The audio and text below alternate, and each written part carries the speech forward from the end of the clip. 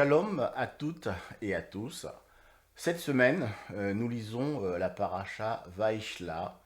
C'est un récit intense, profond, un moment où Yaakov doit retourner vers son passé et affronter son frère Esav. Il a peur. La Torah le dit clairement. Vaïra Yaakov, Meod Vaetzer Lo. Yaakov eut très peur et fut angoissé. La peur est humaine. L'angoisse, c'est quand on se sent dépassé. Yaakov ne perd pas son sang-froid.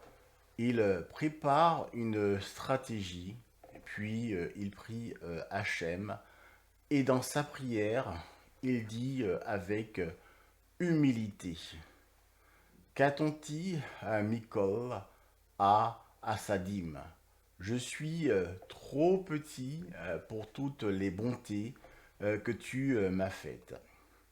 Vient ensuite la scène la plus mystérieuse de la paracha. Yaakov reste seul la nuit. Et la Torah dit: Vaillez avec Ish Imo. Un homme lutta avec lui.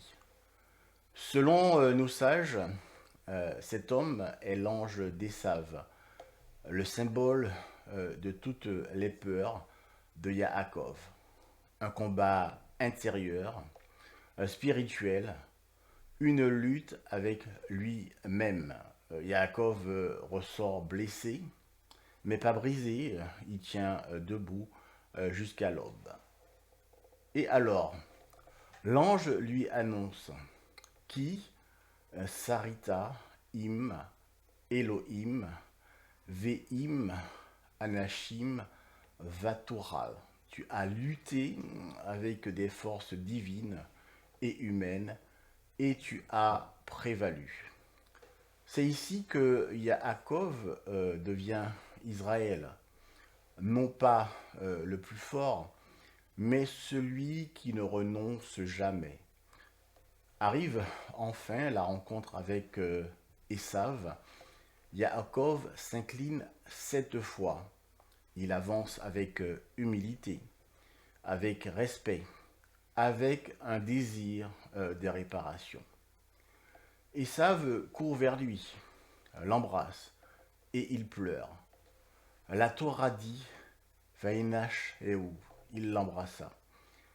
Les maîtres séfarades expliquent: ce n'est pas une paix parfaite, mais Yaakov, lui, a changé. Il dit à Esav: Ki al ken raiti panera kirot pne Elohim. Voir ton visage, c'est comme voir la face d'Hachem. La suite de la paracha est plus sombre. Le rapt de Dina, la violence de Shimon et Lévi, le deuil de Rivka, puis de Rachel.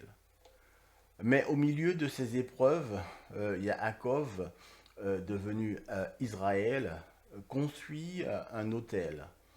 Il proclame sa fidélité à Hachem. Il continue d'avancer, même blessé, même fatigué. Et c'est cela, être Israël. Continuer de marcher, même en boitant un peu. Merci de m'avoir écouté. Shabbat Shalom. Leitrarot. Raverim.